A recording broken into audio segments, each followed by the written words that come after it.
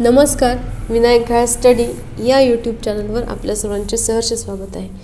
विद्यार्थी मित्रांनो, अन्न नागरी पुरवठा व ग्राहक संरक्षण विभाग याची जाहिरात आलेली आहे आणि या परीक्षेसाठी आपण कमीत कमी वेळात जास्तीत जास्त तयारी करण्यासाठी एक पुस्तक पाहणार आहोत, ज्याचं नाव आहे अन्न नागरी पुरवठा व ग्राहक संरक्षण विभाग गट क सरळ सेवा भरती परीक्षा. आता हे पुस्तक आपल्या परीक्षेसाठी उपयुक्त काय आहे आणि या पुस्तकामध्ये नेमकं काय आहे ते आपण पाहणार आहोत.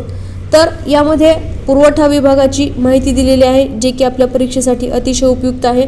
त्यानंतर मराठी, इंग्रजी, बुद्धिमत्ता चाचणी आणि अंकगणित, त्याचबरोबर सामान्य ज्ञान या घटकांचं देखील सविस्तर माहिती दिलेली आहे. तसेच आपण आता या परीक्षेसाठी आवश्यक असणारा सिलेबस कोणता कोणता आहे ते पाहूया आणि नंतर मग या पुस्तकामध्ये नेमकं काय आहे आणि आपल्या परीक्षेच्या दृष्टीने हे पुस्तक कसं उपयुक्त आहे ते पाहूया. तर या परीक्षेसाठी आपल्याला अभ्यासक्रम काय काय दिलेला आहे, तर त्यामध्ये मराठी भाषा, त्यानंतर इंग्रजी भाषा, सामान्य ज्ञान आणि बुद्धिमत्ता व अंकगणित असे आपल्याला 4 घटक दिलेले आहेत. आणि या प्रत्येक घटकामध्ये मराठी भाषेवरती आपल्याला 25 प्रश्न विचारणार आहेत आणि त्याच्यामधला अभ्यासक्रम काय काय आहे, तर सर्वसामान्य शब्दसंग्रह, वाक्यरचना, व्याकरण, म्हणी व वाक्य प्रचार यांचा अर्थ आणि उपयोग, त्यानंतर उतार्यावरील प्रश्नांची उत्तरे, असा हा मराठी या घटकावरचा सिलेबस आहे. त्यानंतर इंग्रजीमध्ये काय काय आहे, तर common vocabulary, sentence structure, grammar, use of idioms and phrases and their meanings, त्यानंतर कॉम्प्रिहेन्शन ऑफ पॅसेज, आणि यावरती देखील आपल्याला 25 प्रश्न विचारले जाणार आहेत. म्हणजेच काय, तर मराठी आणि इंग्रजीचा सिलेबस सर्वसाधारणपणे सारखा आहे. यामध्ये मराठी भाषेवरील प्रश्न विचारले जाणार आहेत आणि यामध्ये इंग्रजी भाषेवरील प्रश्न विचारले आहेत. तर त्यामध्ये सर्वसामान्य शब्दसंग्रह यामध्ये काय काय येतं, तर समानार्थी शब्द, विरुद्धार्थी शब्द, अलंकारिक शब्द, एकाच शब्दाचे अनेक अर्थ असे विचारले जातात. त्यानंतर वाक्यरचना म्हणजे काय, तर वाक्यांचे प्रकार कोणते कोणते आहेत, त्यानंतर या वाक्यामध्ये नाम कोणतं आहे, सर्वनाम कोणतं आहे ते ओळखा असं विचारलं जातं. व्याकरणामध्ये शब्दांच्या जाती असतील, समास, प्रयोग, त्याचबरोबर संधी असेल, विभक्ती असेल, असे व्याकरणाच्या अंतर्गत आपल्याला प्रश्न विचारले जातात. आणि म्हणी आणि वाक्प्रचार म्हणजे काय, तर आपण दररोजच्या वापरामध्ये ज्या म्हणी आणि वाक्प्रचार वापरतो तर त्यावरती आपल्याला प्रश्न विचारले जातात. कसे, तर समानार्थी शब्द, समानार्थी म्हण ओळखा किंवा समानार्थी वाक्प्रचार ओळखा किंवा वाक्प्रचार दिला जातो आणि त्याचा अर्थ काय आहे, अशा प्रकारे आपल्याला ओळखायचं असतं. आणि उतार्यावरील प्रश्न, यामध्ये आपल्याला एक उतारा दिला जातो, त्यावरती आपल्याला सर्वसाधारणपणे 3 ते 5 प्रश्न विचारले जातात. त्यानंतर इंग्रजी या घटकामध्ये सुद्धा तसंच आहे. कॉमन व्होकॅब्युलरी यामध्ये काय असतं, तर सिनोनिम्स असतात, अँटोनिम्स असतात, वन वर्ड सबस्टिट्यूशन असतं. तसेच आपल्याला find out the grammatical mistake असणारा शब्द दिलेला असतो. त्यानंतर कॉमन व्होकॅब्युलरीमध्ये काय असतं, तर मिसस्पेल्ड वर्ड असतो, म्हणजेच त्याचं स्पेलिंग चुकीचं दिलेलं असतो, तो शब्द आपल्याला शोधायचा असतो. त्यानंतर सेंटेन्स स्ट्रक्चर यामध्ये काय असतं, तर आपल्याला मॅच होणारं सेंटेन्स असते किंवा ग्रॅमॅटिकली करेक्ट नसलेलं सेंटेन्स आपल्याला शोधायचं असतं. मग ग्रामरमध्ये काय, नाऊन, प्रोनाऊन म्हणजेच पार्ट्स ऑफ स्पीच असतील, ॲक्टिव्ह पॅसिव्ह व्हॉइस असेल, त्यानंतर डायरेक्ट इनडायरेक्ट स्पीच असेल, क्वेश्चन टॅग असतील, या व्याकरणाच्या डिग्री ऑफ कंपॅरिझन या व्याकरणाच्या भागावरती आपल्याला प्रश्न विचारले जातात. त्यानंतर use of idioms and phrases and their meanings, यामध्ये आपल्याला मराठीमध्ये जशा म्हणी आणि वाक्प्रचार असतात तसेच इंग्रजीमध्ये देखील म्हणी आणि वाक्प्रचार असतात, त्यावरती प्रश्न विचारले जातात. आणि कॉम्प्रिहेन्शन ऑफ पॅसेज यामध्ये आपल्याला उतार्यावरील प्रश्न विचारले जातात. त्यानंतर पुढचा घटक आहे सामान्य ज्ञान. तर सामान्य ज्ञान या घटकावरती आपल्याला 25 प्रश्न विचारलेले आहेत. तर यामध्ये चालू घडामोडी, जागतिक तसेच भारतातील चालू घडामोडी, तसेच महाराष्ट्रातील चालू घडामोडी जास्त विचारल्या जातात. त्यानंतर नागरिक शास्त्र, त्यामध्ये भारताच्या घटनेचा प्राथमिक अभ्यास, राज्य व्यवस्थापन, प्रशासन, ग्राम व्यवस्थापन, इतिहास, भूगोल. त्यानंतर भूगोलामध्ये कोणते कोणते घटक येतात, तर महाराष्ट्राचा भूगोल, त्यानंतर भारताचा भूगोल आणि जगाचा भूगोल म्हणजे पृथ्वी, जगातील विभाग, हवामान याविषयी आपल्याला सामान्य ज्ञान या घटकामध्ये आपल्याला प्रश्न विचारले जातात. त्यानंतर अर्थव्यवस्था, मग भारतीय अर्थव्यवस्था, राष्ट्रीय उत्पन्न, शेती उद्योग, परकीय व्यापार, बँकिंग या घटकावरती आपल्याला प्रश्न विचारले जातात.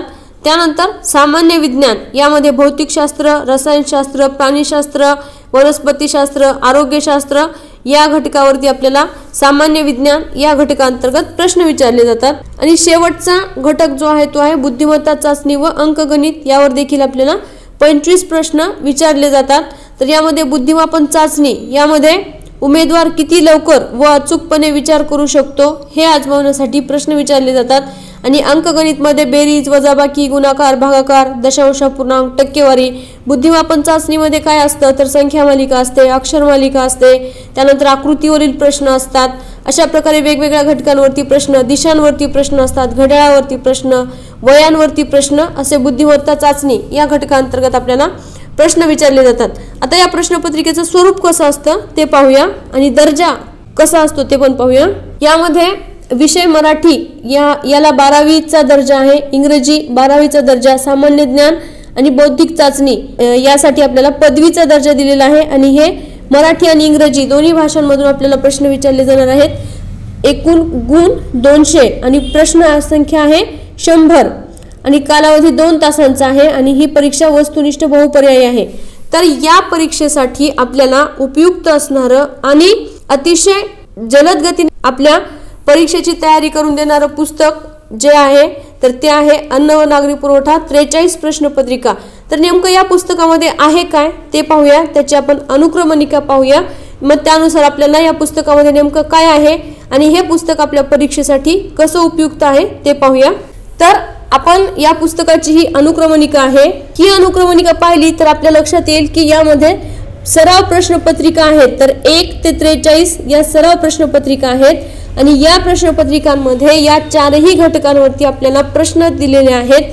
त्याचबरोबर ज्या ज्या प्रश्नाचं आपल्याला स्पष्टीकरण आवश्यक आहे, गरजेचं आहे, त्या प्रश्नांचं स्पष्टीकरण तिथे दिलेलं आहे, ज्यामुळे आपल्याला त्या प्रश्नाबरोबरच त्याच धर्तीचे जे दुसरे प्रश्न आहेत तर त्यांची आपल्याला तयारी करता येईल। जसे की समजा एखादी समिती विचारलेली आहे, ग्राम प्रशासनासंदर्भातल्या किंवा जिल्हा परिषदेच्या समित्या असतात, तर त्यावरती जर प्रश्न विचारलेला असेल तर सर्व समित्यांची माहिती त्या ठिकाणी स्पष्टीकरण म्हणून दिलेली आहे, म्हणजेच एका समितीबरोबर आपल्या इतर सर्व समित्यांची तयारी होते। तशाच प्रकारे बुद्धिमत्ता चाचणी असेल, मराठी घटक असेल, इंग्रजी घटक असेल, तर त्या प्रश्नाच्या अनुषंगाने तिथे त्या प्रश्नाचं स्पष्टीकरण दिलेलं आहे, ज्याचा फायदा आपल्याला त्या प्रश्नासाठी तर होणारच असतो, पण त्याच धर्तीवर विचारल्या जाणाऱ्या दुसऱ्या प्रश्नासाठी देखील त्याचा फायदा होणार आहे। आणि यामध्ये प्रत्येक प्रश्नपत्रिकेमध्ये 100 प्रश्न आहेत, म्हणजेच आपली 43 प्रश्नपत्रिका असल्यामुळे 4300 प्रश्नांची तयारी प्लस स्पष्टीकरण ज्या प्रश्नांची दिलेली आहेत तर त्यांची देखील जास्तीची तयारी होणार आहे। त्यानंतर दुसरा जो भाग दिलेला आहे यामध्ये तर तो आहे चालू घडामोडींचा, म्हणजे आपल्याला ही परीक्षा आपली 2024 मध्ये होणार आहे, तर आपल्याला 2023 मधील पूर्ण वर्षभरातील सर्व चालू घडामोडींचा अभ्यास करणं गरजेचं आहे। आणि मग या पुस्तकामध्ये मागील वर्षाच्या महत्त्वाच्या असणाऱ्या सर्व चालू घडामोडींचा समावेश केलेला आहे। मग यामध्ये कोणते कोणते घटक आहेत तर 2023 चे नोबेल पुरस्कार आहेत, बुकर पुरस्कार आहेत, आंतरराष्ट्रीय बुकर पुरस्कार 2023, G20 गटाची जी झालेली शिखर परिषद आहे 2023 ला झालेली होती, ती भारतात झालेली असल्यामुळे आपल्या परीक्षेच्या दृष्टीने अतिशय महत्त्वाची आहे।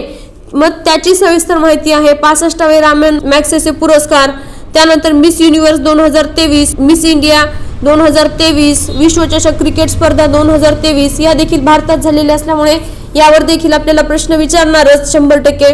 त्यानंतर ब्रिक्स संघटना, चांद्रयान 3, लोकमान्य टिळक राष्ट्रीय पुरस्कार, त्यानंतर इंदिरा गांधी शांतता पुरस्कार, ग्रँड स्लॅम खुल्या टेनिस स्पर्धा, जे प्रश्न आपल्याला चालू घडामोडी या घटकांतर्गत विचारले जातात आणि आपल्या परीक्षेच्या दृष्टीने अतिशय महत्त्वाचे आहेत, तर या पुस्तकामध्ये सविस्तर माहिती दिलेली आहे।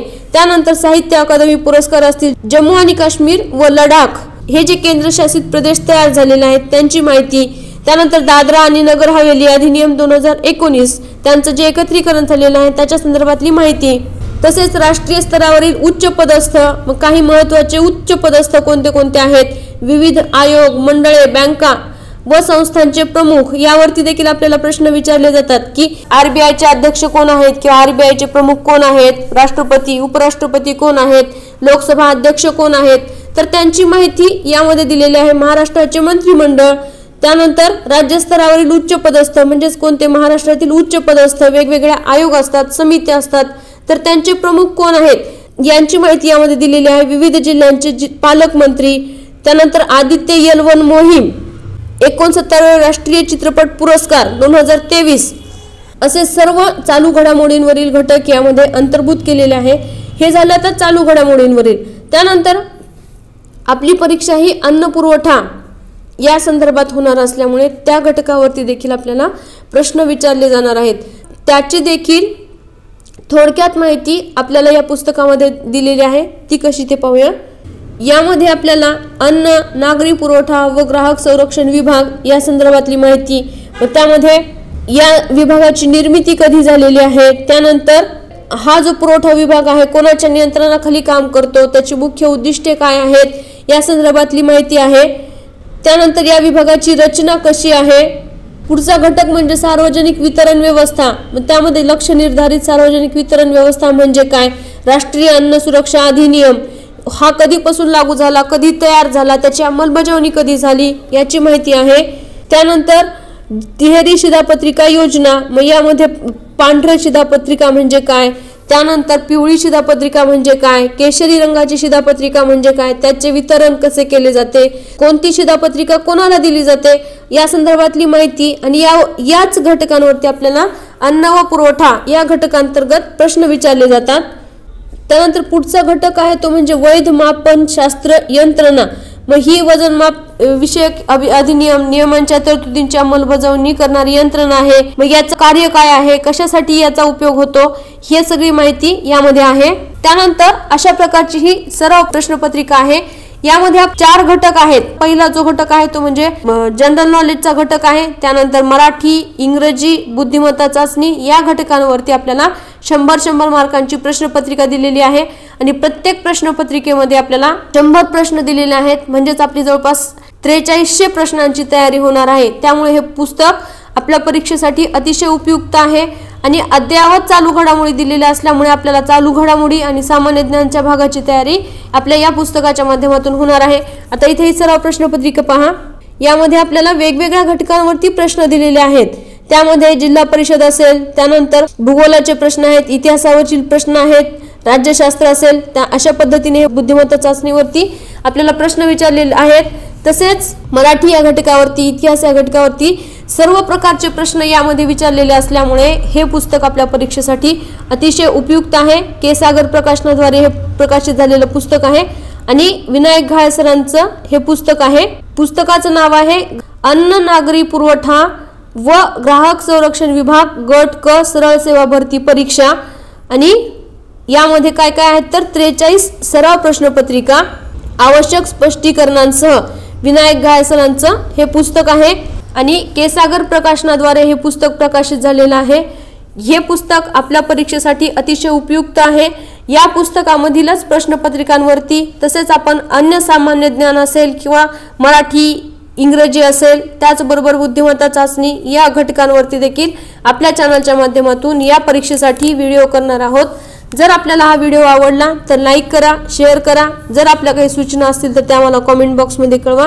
तसेच जर आपण चॅनलला सबस्क्राईब केलं नसेल तर चॅनलला सबस्क्राईब करा. चालू घडामोडी ज्या आहेत तर या चालू घडामोडींची PDF आपल्याला विनायक घाळे स्टडी या ॲपवर देखील आपल्याला मिळेल. तिथे पण आपण जाऊन पाहू शकता. ॲपची लिंक आपण खाली दिलेली आहे. त्याचबरोबर या पुस्तकाची लिंक देखील आपल्याला डिस्क्रिप्शन बॉक्समध्ये मिळून जाईल. धन्यवाद.